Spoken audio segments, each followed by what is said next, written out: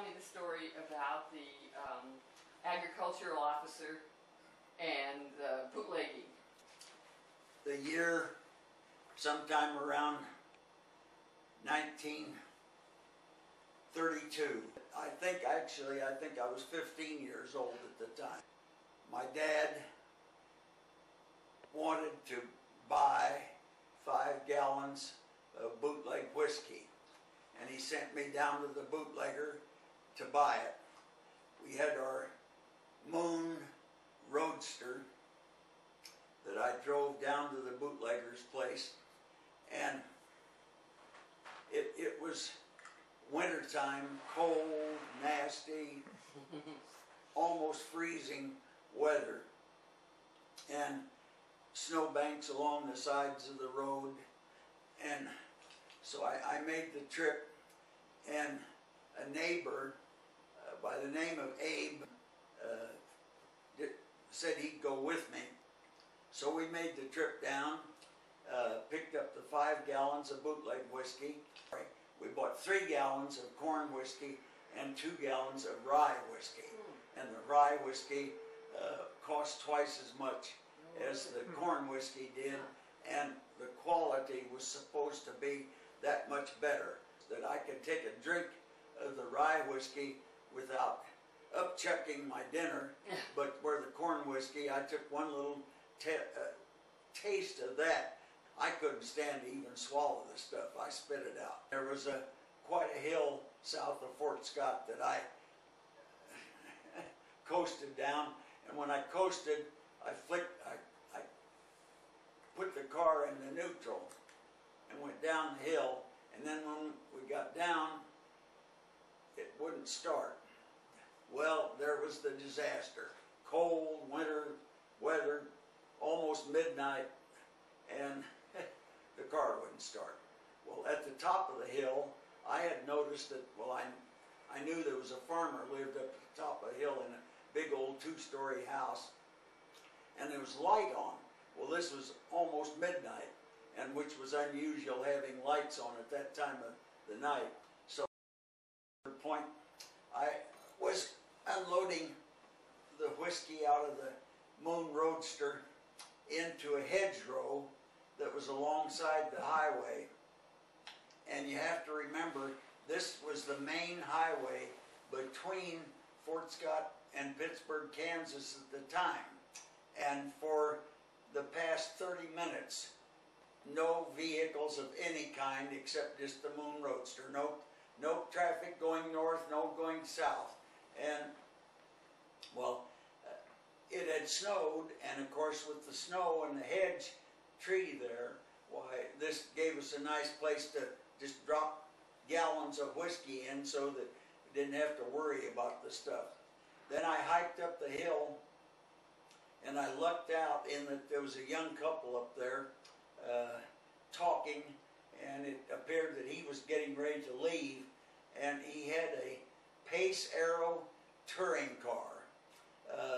This was a premier vehicle of the years, and I'd seen this man driving around Bourbon County previously, and I asked if they had a telephone so I could call and get help, and they said no, they didn't, but he said that he was somewhat of a backyard mechanic, and that if I didn't mind, he'd look at my car and see if he could get the engine started. And I said, hey, that's wonderful, let's take a look. So we went down, and he was in somewhat of a uniform. In other words, it didn't see a complete uniform, but he was in some kind of a uniform, and I wondered what the heck he was. But anyway, come to find out that the starter was loose on the Moon. He drug a pair of coveralls out of his car and put the coveralls on and got the Moon started. And in order to actually start it, he had to push it, and then just left it running. And so when he got through, why, he had got into his Pace Arrow, and he left the engine and the heater running, and he said that, boy, what a deal that was. And I don't remember for sure what the temperature was, but it was cold. Abe crawled in the front seat, and he was in the front seat, and I told him, I said, well, I said, you just as well know what I'm doing here, because why I stopped and so forth, and I said, I noticed that you have somewhat of a uniform on.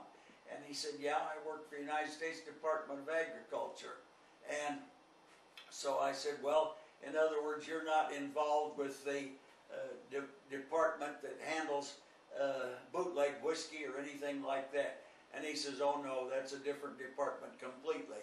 And I said, well, I got 5 gallons stashed in the hedgerow over here that I want to put back in the car.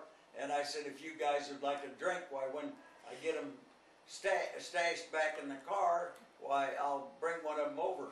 And I said, I've got some that I doubt whether you've ever had any of it like that, and see what you think of it.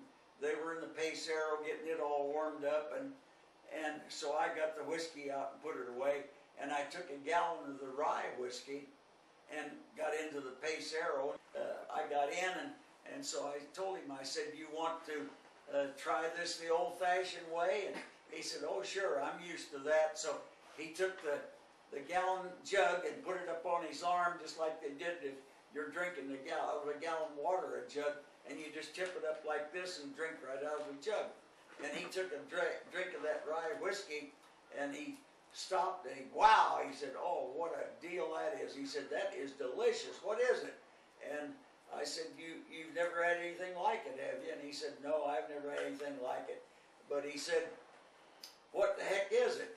And I said, well, that's rye whiskey.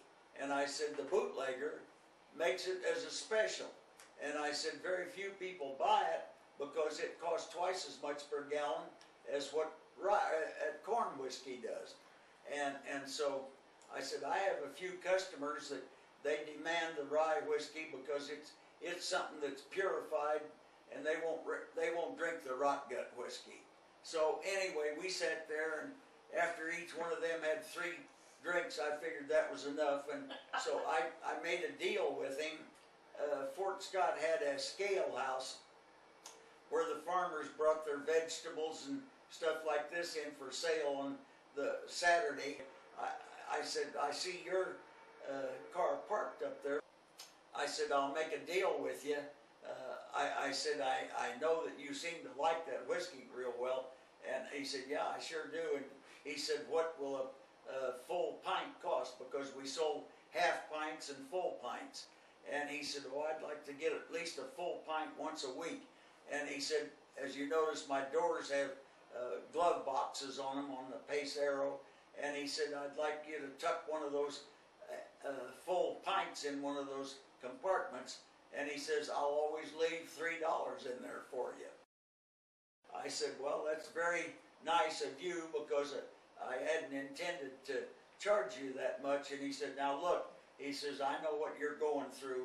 And he says, that's worth $3 for a full half pint to me. And so he said, I'll gladly do it that way. And so actually he and I made our deal there. And I guess that probably over the next 2 or 3 months that I continued to sell the bootleg whiskey, why, I probably sold him 20 to 30 of those full half pints of whiskey before I quit selling it. And it turned out to be a wonderful deal because of the fact that being he worked for a government agency, why, he was able to tip me off at times when we found out that they were going to raid, and this was a big help.